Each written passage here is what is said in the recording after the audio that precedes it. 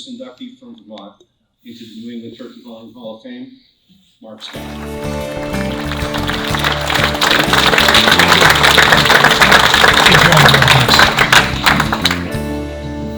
I hope you're standing and clapping for each of yourselves and the people on each side of you. I've been blessed that I had a job to get to do all these things. Of course, as I'm thinking, I did retire last fall. My different bosses I had never knew all the things I did on the side. Because I actually didn't do those. It's people I've sitting in this room or your counterparts back home in Vermont. That the one thing that I know, never learned real quickly, is you ask someone for help or can they do something, and especially when you ask them when it deals with something that's right here, when it comes with hunting or the outdoors or wildlife. I got to work for the greatest agency you could ever ask to work for. People loved what we did. We'd have the room packed like this, and usually I'm standing up here getting bombarded. I kind of loved that, and people say, wow, Mark, I can't believe you were smiling and still getting along with those. So I said, they're passionate, they care. You know, whether they want to shoot 1 turkey, 3 turkeys, 5 deer, so it doesn't matter. At least they show up and care, and they're not trying to cancel the life that I got to grow up and live in the state of Vermont. Thanks, Brett, for doing that. Great job. Joe Judd, on the ridge. I'll never forget that column when I met him on that. Great people. He exemplifies the many people. When I was here, I was almost in tears hearing about Mickey. Just exemplifying what it's all about. I didn't have someone like that to teach me turkey hunting. My first turkey hunting experience, I think, was 1976, the first year. I had a Chuckle Keith, nice job tonight, when you were pulling the names out of the bag. That's how we did the first auction in Vermont to hunt. People had their names on a postcard that you mailed in. You pulled your name out. I got drawn for turkey hunting. I think they drew, 30 or 40 names. So I went with my dad. We went up behind on Route 7, north of Rutland, Otter Valley High School. Someone told us there was some turkeys up behind the woods. This is the truth. So went up there, walked up in back of the ridge. I didn't know what I was doing, but I know I need a shotgun. I had think about this turkey. I had my blue Parker on, jeans, my red ski hat. I'm sitting there like I would deer hunting, hoping a turkey come by. My dad had to go to work at 8 o'clock, and I said, well, Dad, I want to stay. I know I can hunt till 11 o'clock, or maybe it's 10 o'clock.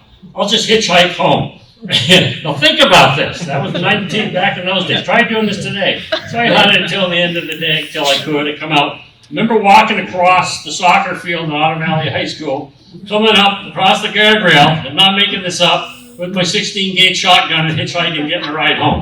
Try that today, even in Vermont. All those grounds. These enforcement people would be here.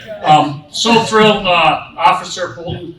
Congratulations. I got the benefit of my career of working so closely with the law enforcement people, and it was a blessing. I had the greatest job they can. I can't thank you all for what you do. I'm humbled. You have no idea what this means to me. Why? It's hunters and conservationists working together.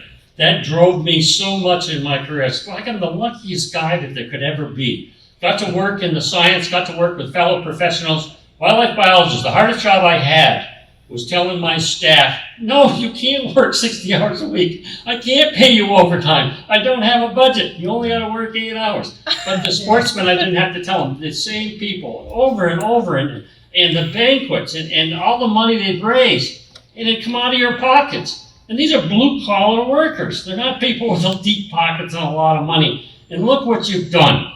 When I went to school, University of Maine, 1974, I guess it was, if I remember, to go into wildlife. I didn't even know there's such a field.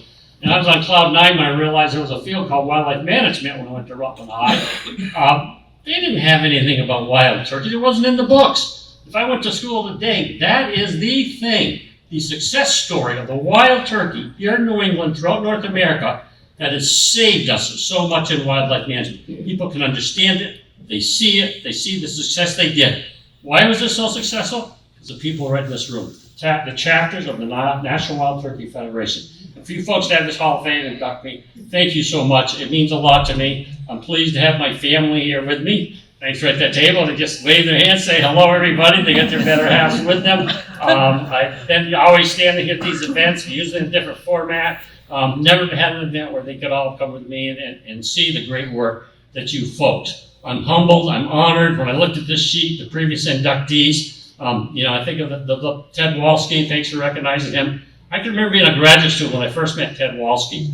And wow, I mean, here I was talking about him. All of a sudden, he was Mr. He lived with the turkeys. So it didn't take me 2 seconds to realize this guy knows turkeys. He wasn't telling me about a bunch of book stuff or science people. He lived in the woods. And old Bar Jacob, when I first started turkey hunting, it's a little different than it was now, I think, because you hunted them in the woods with a call. And wow, talking about, I couldn't fathom doing that. I used to beat the tar down with my old pickup down to his shop and trying to get lessons how to do it and what did I do wrong. And it was a challenge back in those days. We didn't have people and know how to do it, things like that. And then seeing some of the past winners, it's so nice to see Jim Cardozo and Ellie here, people that I have had the great privilege of working with over the years to do that. And, different winners here from Vermont that I've known, Ron Wilcox, Ron LaFreniere, great to see you here tonight. And Ed Keogh, who actually hired me when I first started in 1982 with Fish and Wildlife. And I really thought I blew the interview. We were in the interview. We started talking more about baseball. And where I grew up in Rutland, I left. I didn't get a chance to tell everything I knew, but pretty clever. I learned a lot how to interview people from that meeting. But I commissioner for 17 years in our state to do that. And Niles Osterley, I'll never forget the nice note he sent me when I took over as director of wildlife. So, folks, you've touched me deeply in my whole career. I've never had to go to work for a day thinking that I was there with you folks. This is the part that I really love. And yeah, I'll never forget way back, people in Rutland chapter just come do the seminars, and they would take off, well, this is what you got to do to be a good turkey hunter. And they go, there's a couple things. What the heck motion's that, to do? That's taking the sheets off at 3:30 in the morning. and darn it, they're right. My son, who's a fanatic ice fisherman, if I'm not at his house at 3:30 in the morning to go up north, we were ice fishing yesterday, and I was thinking, waking up, God, this is just like turkey hunting. But the thing is, you do it day after day after day after day, somehow, and it is contagious because those darn birds get in your head.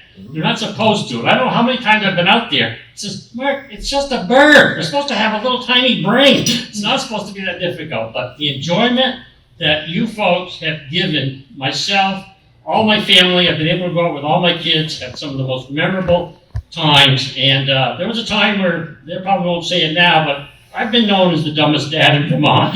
But I had that quality time in the woods through turkey hunting, and I'll never forget those moments. So, from the bottom of my heart, thank you very much.